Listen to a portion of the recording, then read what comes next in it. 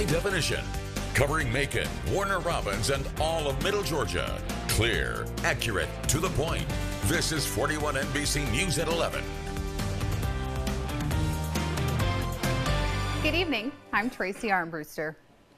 A house fire on Fairview Drive in Macon last night left one firefighter dead and 5 others injured. Our team coverage begins tonight with 41 NBC's Alexa Rodriguez. She joins us near the home on Fairview Drive with the latest. Macon Fire Chief Marvin Riggins says the cause of the fire is still unknown, but Georgia fire marshals and ATF are working on an investigation. Right now, we don't have any word on their findings. But Chief Riggins adds he doesn't believe this fire was caused by anything out of the ordinary.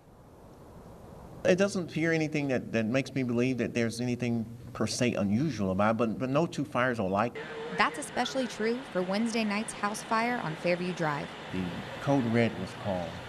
Macon Fire Chief Marvin Riggins explains that means something catastrophic happened. What had occurred was there was a collapse. Firefighters arrived on scene and saw people outside of the burning home. Crews switched from search and rescue to suppression mode. Their main goal was to put out the fire. But the upper level of the home just wasn't strong enough. It caused 4 or 5 firefighters, which was on top on that level, to fall down into the basement area. Lieutenant Randy Parker was the first firefighter to fall. Lieutenant Parker was entrapped more than 30 minutes. There was an enormous amount of heat and smoke and gas and fire in the basement area. Despite efforts to save him, Lieutenant Parker died. He sustained a lot of heat and gases to the respiratory area. Firefighters say losing Lieutenant Randy Parker is like losing a brother. You always want to know what could he do to help. And I won't ever forget that. Macon-Bibb County Mayor Robert Rickert fought back tears Thursday, mentioning how important it is to thank those who risked their lives to keep the public safe. We ought to always be cognizant and mindful of the risk that they take for us to preserve not just life, but property. 5 other firefighters were also injured. Chief Riggins says part of their suppression method involves punching holes in the ceiling, walls, and floors to ventilate the smoke. What the firefighters want to do is to try and remove some of the smoking gases from the flame, from the exposure itself, so that it keeps it from staying inside, it rises up. Chief Riggins adds it's easier to see and fight the fire when smoke is cleared. He does not believe his team's suppression methods caused the floor to collapse. Because the area which is in question was not. Neighbors say they heard 3 big explosions the night of the fire, but Chief Riggins says it did not affect his team. There could have been lots of types of aerosols of things that could have caused that type of explosion. As far as I know at this point in time, there was nothing that was related to an explosion that triggered any of the incidents that later occurred. Part of the investigation is to recreate what happened here Wednesday night. Chief Riggins doesn't want to rush the investigation, so there's no word on when that will be finished. 41 NBC's Amanda Castro is at the Macon-Bibb Fire Department headquarters. She has more on how the brotherhood among firefighters is stronger than ever when tragedy strikes.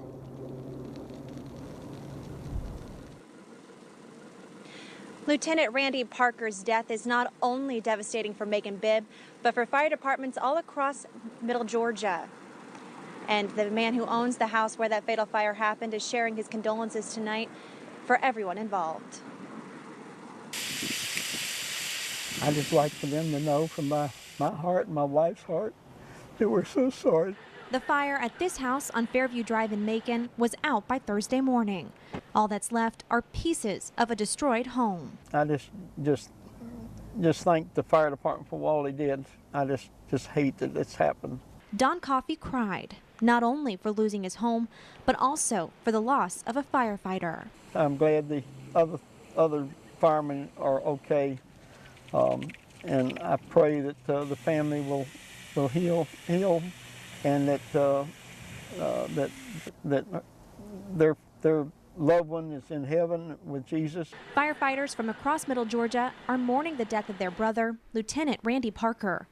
Warner Robins Deputy Fire Chief met with Macon-Bibb Fire Chief Marvin Riggins Wednesday night at the hospital. Oh my goodness, it's a nightmare for a chief, but I felt, really hurt for the family, hurt for all those guys that were there, for the entire fire department. Jones County Assistant Fire Chief Bill Wright knew Parker and injured firefighter Captain Farrell Cromer.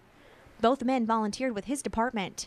He says he worked with Cromer for more than 20 years. He's a good firefighter, a good man, and he's gone through a lot of tragedy in his lifetime, and he's always upbeat, and whenever you're down, he had an infectious way of bringing you back up. Fire departments from across the region are joining forces to help Macon Bibb during this difficult time. We're putting together a crew if Macon Bibb County Fire Department needs us.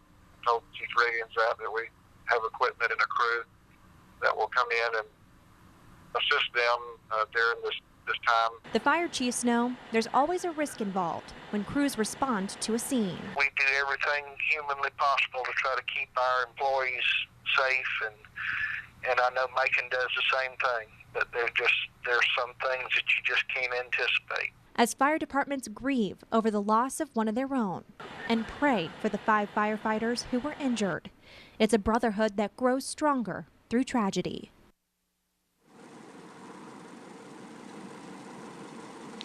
Back at the Macon Bibb County Fire Department's headquarters, the flag is flying at half-staff in memory of Lieutenant Parker. Online, there's a social media campaign encouraging everyone to turn their front porch lights on for the rest of the month. So far, almost 6,000 people from across the world are participating in this vigil. It's just a small gesture of appreciation for a man who lost his life while serving his community. Tracy? Amanda, do we know about the funeral arrangements for Lieutenant Parker? Chief Riggins still hasn't said anything. It said it's still too early to be talking about that, but we'll be sure to keep you posted with that latest information as soon as we learn it. Reporting live in Macon, Amanda Castro, 41 NBC News. 2 of the firefighters taken to the hospital last night, Ben Bollinger and Matt Cooey, were released from Medical Center Navicent Health today. Riggins says the other 3 who were sent to the burn center in Augusta are in good condition. Captain Farrell Cromer and Corporal Adam Mitchie hope to return home soon. Battalion Chief Steve Stafford is currently sedated. 41 NBC sends our deepest condolences to Lieutenant Parker's family and all of the firefighters involved in last night's tragedy. Changing gears now, a state lawmaker has introduced a bill aimed at helping Payne City residents pay lower taxes. Under Senate Bill 11, Payne City will no longer operate as a separate city, and it will become part of Macon Bibb County. Senator David Lucas says the Macon Water Authority recently took over service in the city. If the bill becomes a law, that would also eliminate a pending lawsuit regarding a medical waste incinerator. Gordon City Council is one step away from having their 2015 general budget. At tonight's meeting, council members approved the proposal, but Councilman Terry Eady tells us they will vote to pass a resolution adopting the budget at their meeting on Monday. 2015 is shaping up to be a good year for not only Macon Bibb County and all of Middle Georgia, but for the entire state.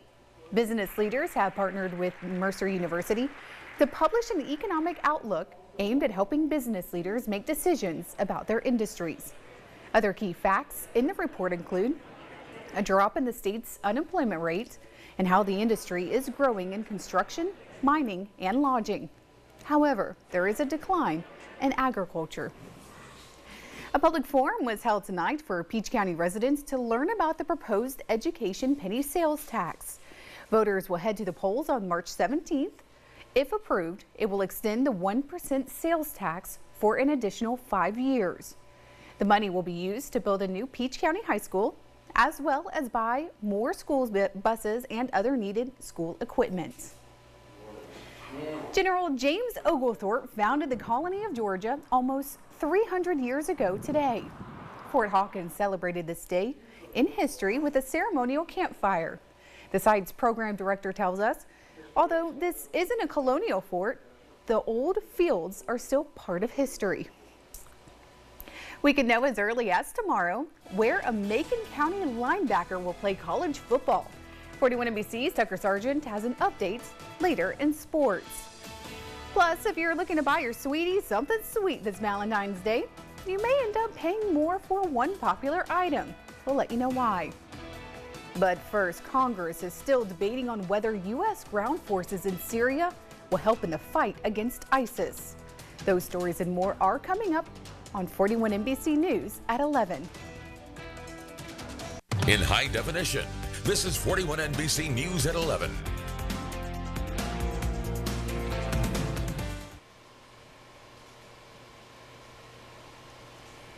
Good evening and thanks for staying with us.